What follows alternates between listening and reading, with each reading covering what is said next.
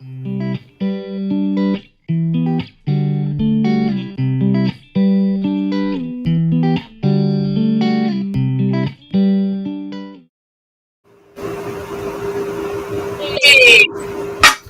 good morning, Miriam. Good morning. How are you, Natalie? I am good. Well, I'm saying good morning to you, but for us, it's already almost Right. good Good evening. evening almost, right? Exactly, exactly. That's the beauty of connecting over technology and Yeah. being able to speak with you where you're in Cleveland, right? Cleveland, Ohio. Yep. Cleveland, Ohio. Great. I'm Yeah. so happy to have you as our guest for the Jewish Women Entrepreneurs Podcast.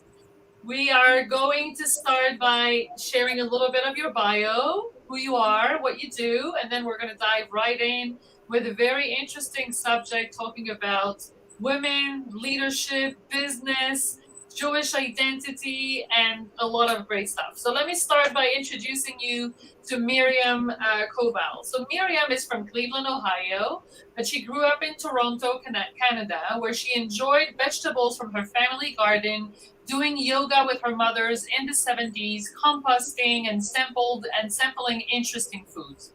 Miriam received her education from the Institute for Integrative Nutrition, which equipped her with cutting edge knowledge in holistic nutrition, health coaching, and prevention.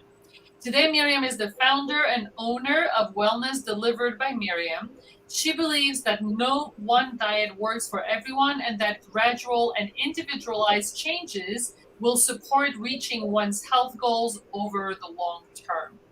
So you can see also Miriam's full bio. This is like a summary because there's so much more that Miriam shares in her bio, but I just wanted you to have a short summary of what Miriam does and who she is.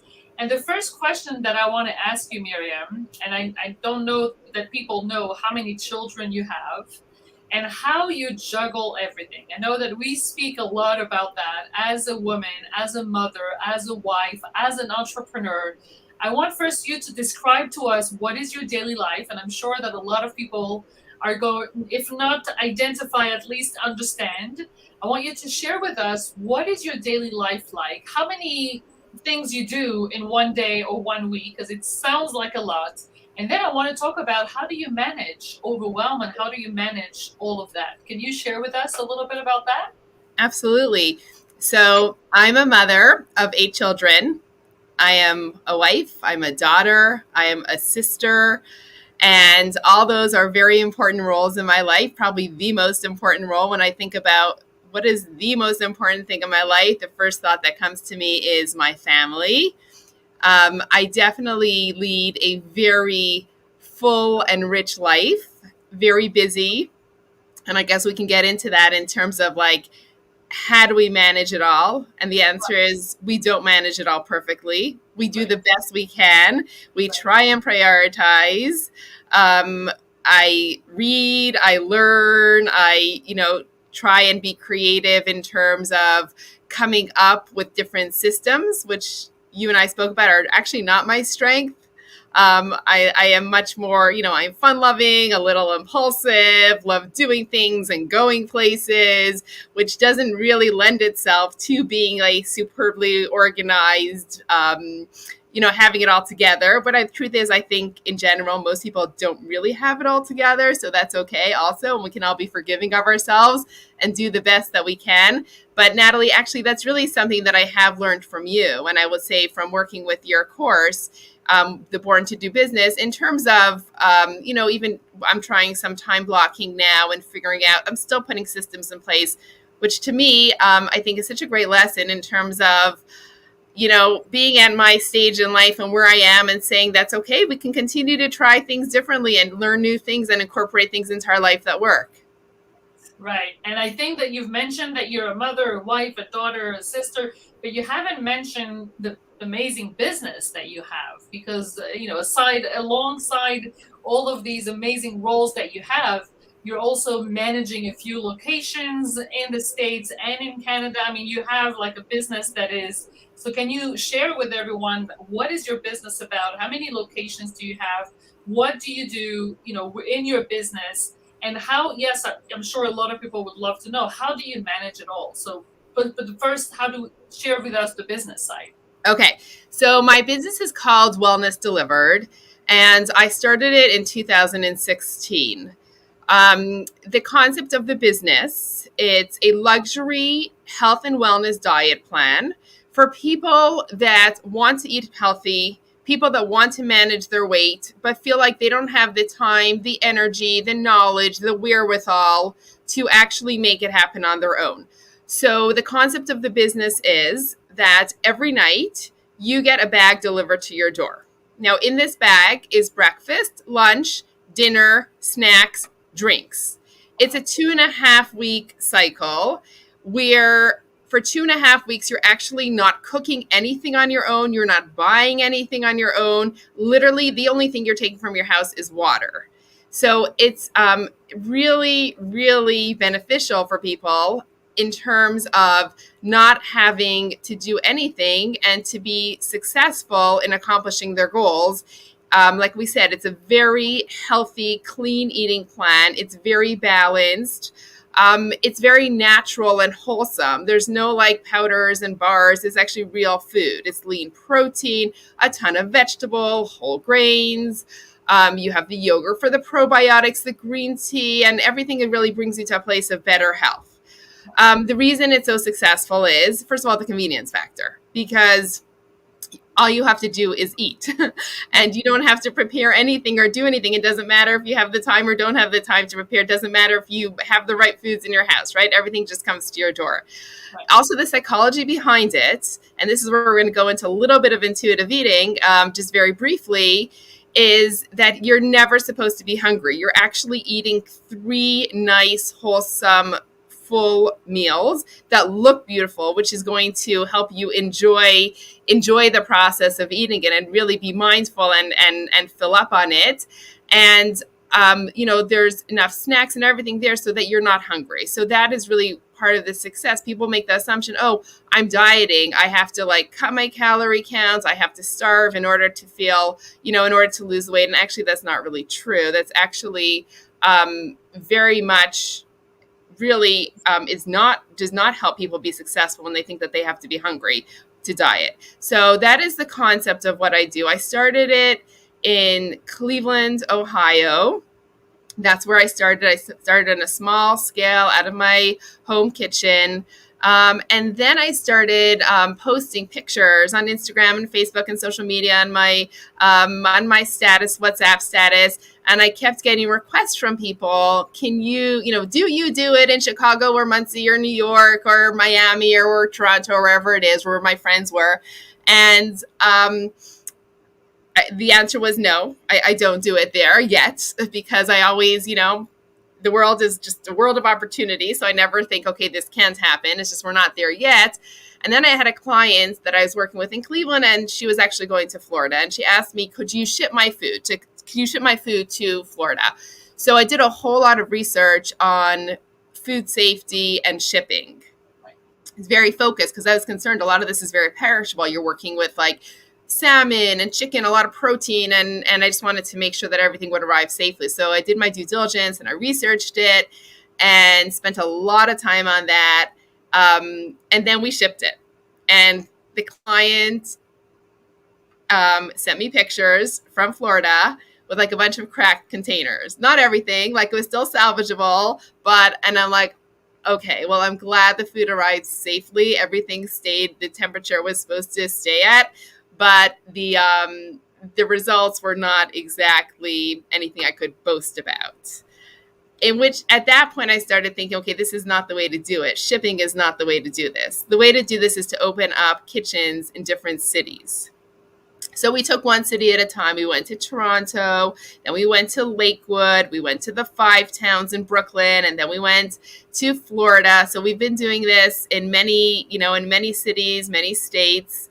And that's really the concept of the business. Did you have any questions? Did I explain it clearly for everyone to understand? You did beautifully. And I keep thinking about everything you said before, the 8 kids, the full life, the busy, and you're here like opening locations. And also it's a lot of operation, right? It's not like a service business where you can sit behind your computer and just work when you have time. It's actually food that you have to cook and put in boxes and deliver. So there's a lot of operations involved. And so I can see like both, pictures at the same time. You're being really, your priority is your family, but at the same time, you're opening locations and opening kitchens. And so I can already see and hear people asking, but how do you do it, Miriam? What is the secret for how do you do it all? Okay. So I was gonna say there's no secret. Okay. We're gonna start with that. So at the beginning, it grew very organically. I started off in one city and I was really doing the cooking myself. My youngest, actually, it's her birthday today. She's turning 7. So the kids were in school during the day. And that was really when I worked, was during, when they were in school. And then, like I say, it grew very organically. Slowly but surely it built. And then I had moved into a commercial kitchen in Cleveland. And again, one step at a time. You got to start somewhere, right? We started, and then I always knew, like, the world, the sky is the limit. There's tremendous potential here, but we're gonna start and take it organically, which is really what happened. And a lot of opportunities, like, once I was invested in it and once I started the process and once word got out there and I was advertising, a lot of opportunity actually came my way. People started calling me. Like, I had someone that called me and she said, I've got this place in Florida that I go where I get my meals from. Maybe the two of you can pair up. And, once, and that's how we got off the ground in Florida. So I think, for just in terms of not even getting to how you do it all, just so that we have people listening to this podcast and they're thinking like, help, I don't know where to start. And my advice would be, it doesn't matter. You could start off so small, just get started. Okay. Now, in terms of like organizing myself and how do I do it? So I also want to say, I sort of want it that, I'm an energetic person. I'm a high energy person by nature. I love adventure. I love trying new things. I think I was brought up in a way, and we can get this one, we can get to this in terms of also, like, when we talk about women and opportunity and all that. I think I grew up with parents that believed in me, that believed in their children, that believed in their daughters, that you can accomplish anything that you set your heart on, and you can work hard, you can figure it out. You have the brain power, you have the intelligence. Again, high energy, which is a gift. That's a personality type. And every personality type, when people say, oh, you're so lucky, I'm like, every personality comes with its pros and with its cons, right? Even my personality, in terms of the adventure, impulsivity, that's also something that needs to be reined in and sometimes balanced. Right. So I do, like, when I say there's no secrets, I do work hard and I spend a lot of hours and there's not a ton of downtime, but I also keep my eye on the goal, what I need to accomplish. I have a few systems, and I want to say that really, like, since working with you, Natalie, I've really incorporated a lot more systems. And also, something that I've learned also from the Born to Do business is in terms of hiring. Like, it's not possible to do it all yourself. So if you're going to want to grow and you're going to want to expand, you need the right team. And you need to hire and not to be stingy in terms of the hiring. And really, that is very much a very key component to success, is having the right people on board. So I would say it's hard work, having the right people on board, and having a really good attitude. I'm a positive person. I'm a happy person. I enjoy life. Like I say, I enjoy adventure. I enjoy travel, having a good time with people, and and hard work. Right, definitely. But what I love about the way you're describing it, Miriam, is that at the same time you are implementing everything that a CEO with so many locations and so many operations on your head, you are doing it. But at the same time, it's very important for you to preserve your personality, your joy, your family. Like, you're not ready to give it all, you're not ready to sacrifice it all. You're always working on the balance, and you're staying true to yourself.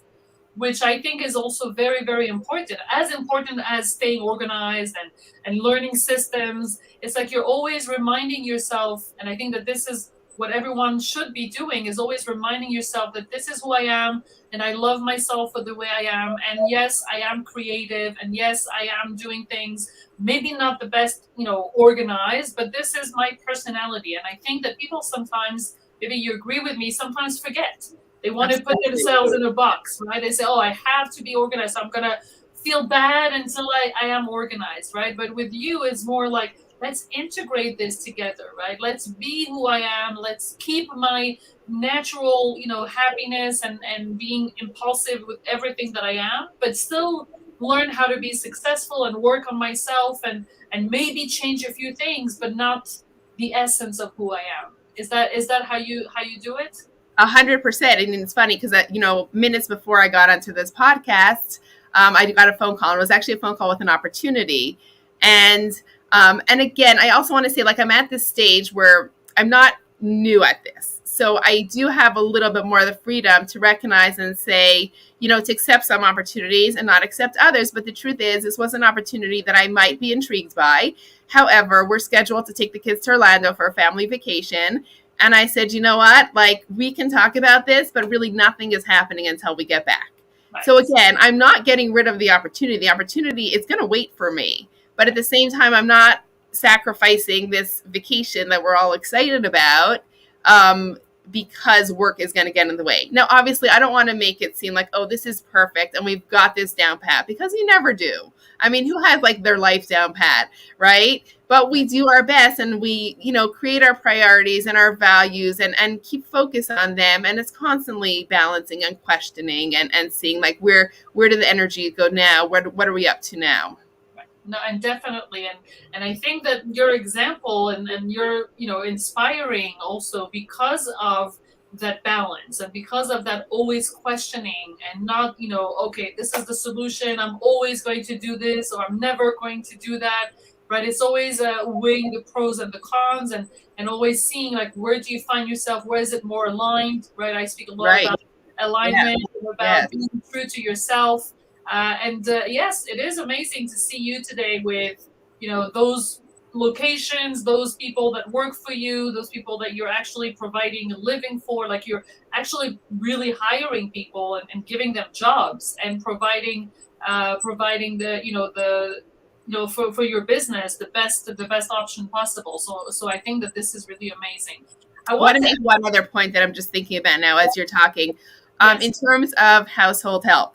yes, So that's something I feel like it really doesn't matter who folds the clothing and gets it into the drawer. So long that the kids have clean clothing ready for them, it doesn't need to be me. And I much rather take my time to utilize, and that actually really bores me. Washing dishes really bore me, and folding laundry really bore me. So I'm like, it really doesn't matter. That's something that I can outsource and then use my time in a much better fashion. And then when people, think, oh, it's expensive, and it is to have the household help, it is. But when you think of what am I equipped to earn for an hourly rate, and what do I pay for that household help for an hourly rate, then you recognize that outsourcing things that you're not interested in and you don't need to be the one doing are actually great. So not only in my professional life, it's also in my personal life. So I much rather do fun things with my kids than be cleaning my kitchen. And that's what I've done basically. Definitely amazing. That's such a great lesson. And you spoke before about the role of women or how women view themselves or how do we teach, our daughters or all the we know that not every woman has received the education that you have received. And I want to know like around you in your circles, like what do you see? Do you see more women that are yes believing in themselves, have confidence, have a vision? Put everything they can in order to realize this vision, or do you feel like there is more work to do in terms of giving women this confidence and this believing in themselves so that they can reach also their dreams and their goals? What is your take on that? Okay, so the first thing I wanted to say is the way, I wanted to bring it back to my childhood. I never knew, I never even knew of the concept that in some way women, were were less capable, or women were not able to do certain things. My parents really brought us up like that. And again, before the brothers came, we were three girls. So maybe it just, that was just the reality. But I don't think so. I think actually it's deeper than that. And as a child, my parents really gave us opportunity. And again, it came with a lot of creativity. So I just want to tell you like a little bit about when I was in the 80s. Anybody that grew up I was born in the 70s, and anyone that grew up in the 80s knows about the Cabbage Patch craze, I'm assuming, because it was in Europe too, right? It was in Canada and the States. Natalie, I do you don't remember know. No. Cabbage? Oh, you don't know about the Cabbage Patch craze. Okay. So I think it was in the early 80s. There was this doll called the Cabbage Patch, and there was a shortage of this doll. And it became this national insanity where people were trying to secure this Cabbage Patch doll for their kids. And they would spend thousands of dollars, whatever it took to get the Cabbage Patch doll. And I remember from Canada, there was a guy that flew to England because he was able to get a Cabbage Patch there. So it was this craze, Wow. right? And so, no, we didn't have Cabbage Patches. My parents did not fly to England to get us Cabbage Patches. However, everything was Cabbage Patch. So my father is like incredibly creative, and I think that's really where I got my creativity from. And he would always encourage us to come up with these, as children, to come up with these like really creative business ideas. So he told me he had, I don't know if he heard or he had the idea that you could buy little Pampers, little diapers for Cabbage Patch. They're meant for kids, for a package of diapers with a Cabbage Patch prints on them because they were designed, the Pampers had pictures of Cabbage Patch on them. I'll take you to the flea market. You'll sell the Cabbage Patch diapers for your Cabbage Patch. So basically what I was doing was buying these boxes of Pampers that were made for babies. I don't know, we quadrupled the price and we got a stand in the flea market. And this was like my business. This was not my father's. This was my business. I think he probably lent me the money to buy the Pampers. And in that point, I was a little girl, maybe, I don't know, I was like 9 or 10, and I had this booth and I was selling Cabbage Patch diapers, maybe for $4 a diaper, $3.50. I don't remember what I charged. And we made a mint on it. Okay. So I never even, so it was that creativity, but also that belief, like you can be creative, you can come up with an idea here and you can make a lot of money. And just because, like, I never even had the concept that because you're female you should be any less. So I remember, as a child also, it was in the 80s, and again, this was in Canada, where everyone was wearing like these really cool like hair bows and things like that. So my father actually got this like big roll of leather and some glue guns and some hair clips, and we made bows and we sold them in school. So I have to say a little bit it's in my blood, the entrepreneur. That's amazing. I love those stories. Was your father an entrepreneur? Like, did he have his own? In some way he was. He was in the olden days, he was in the car and his tapes he had, in those days we had tapes instead of, CDs and whatever, like, and yeah, and he couldn't like there's nowhere to organize his tape. So he came up with something that was called, I think, Pouchman or something like that, maybe. And he actually did manufacture it and sell it. Oh, wow. That is amazing. Wow. Yeah. No, and we just like, there was a lot of creativity. I came home from school one day and I went to my backyard and there were a bunch of like bottles on the tree in my backyard. And my father had actually put these glass bottles onto the pear buds, and then the pears grew into the bottles. And then he had a whole bunch of like, he said he was a whole bunch of pears in bottles, which actually I still have now, like 30 years later. I keep it in my house because it's very cool. So there was like a lot of creativity, a lot of ideas, a lot of sorts of adventure and things like that. So that is how I grew up. And again, I grew up with, I think, a lot of people. I grew up with 2 sets of grandparents in Toronto, my family, and just I felt like everybody believed in us. Like I never felt that there were things that I couldn't do. And interestingly enough, the friends who I'm surrounded by, a good friend of mine is a principal, another good friend of mine is probably one of the most highly acclaimed therapists in the city. I don't experience it. And I'm not saying that it doesn't exist. I'm Right. saying growing up, I never experienced that, thinking that I was anything less or any less capable because I was a female. And in my life today, I feel like I have a husband who believes in me, a father who believes in me. I had grandfathers who believed in me. Even in terms of, even in terms of like Torah learning. Like I remember we'd go to my grandparents. My grandfather was a Holocaust survivor. He was like a brilliant Torah scholar, and he would sit at the meal and he'd hold this like huge Torah book and he'd read in Hebrew and Yiddish. It didn't matter that Yiddish wasn't our first language. Like it wasn't really a choice. We just had to understand it, repeat it back to him. Like there was just expectation. Like you can do this. You're 100%. capable, right? Right. I love what you're saying because it just makes so much sense that it's all a matter of education at the end of the day. Like it's all a matter of who looked at you and who believed in you and how were you taught or who said what to you when you were a child. And that is what shapes you, whether you're a woman or a man or whether you live in the States or in Europe or in Israel. I really love that. And I think that really ties in really well with the last question that I wanted to ask you before we close this podcast, even though I could speak with you for hours about this, because I think it's fascinating, all those stories that you're sharing. But my question is, like, if you had a tip to give to women who do want to reach, those visions, they have a vision, they have a dream. And sometimes, we feel like, oh, maybe I don't believe in myself, or maybe I don't have what it takes, or maybe like who am I anyway, all those self-worth questions or imposter syndrome, or yeah, of course, I see that I could get there but I'll never get there. We get those fears and those beliefs that sometimes stop us. So what would be that tip that you would give to people that to in order to, yes, reach their dreams, yes, reach their goals, and be the person that they want to be? Right.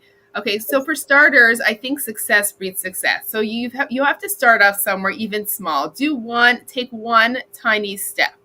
And Right. like I'll tell people, like if you do nothing, you're getting nowhere. Right. You could take one step in the right direction. You'll either succeed or you'll fail. But if you didn't try it, then you've Right. definitely failed, right? Right. And then I just think it's so important in terms of like being forgiving of ourselves, because sometimes people are hesitant to try something because they're worried about failure. And really, it's okay to fail sometimes. And we all fail sometimes.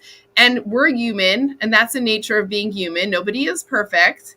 And just if we could just be a little more forgiving and a little more positive and have a little more positive self talk, Right. and then I really think that we can take a small step towards success.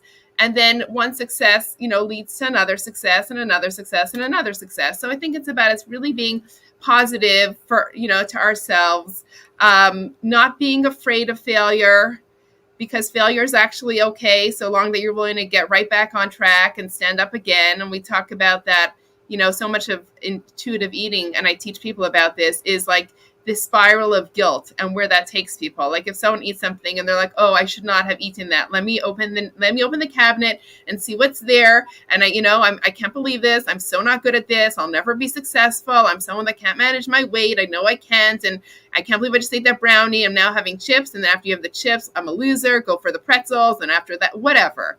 Right. And we talk about this spiral of guilt and that it gets you nowhere. Okay. Because typically guilt does not get you to a better place. And we talk about self-talk, getting back on track. And it's not only for weight management. It's for all areas of our life. Yeah, we fail sometimes. We make mistakes. And you know what? That's part of living life. That's part of learning, part of growing, and we get back on track. Right, right. And I also love what you said also in the beginning, which is the sky's the limit, right? Right, Like right. this belief that, yes, you can do anything you set your heart to, and yes, everything is possible, and you just quote unquote have to work hard and believe in yourself.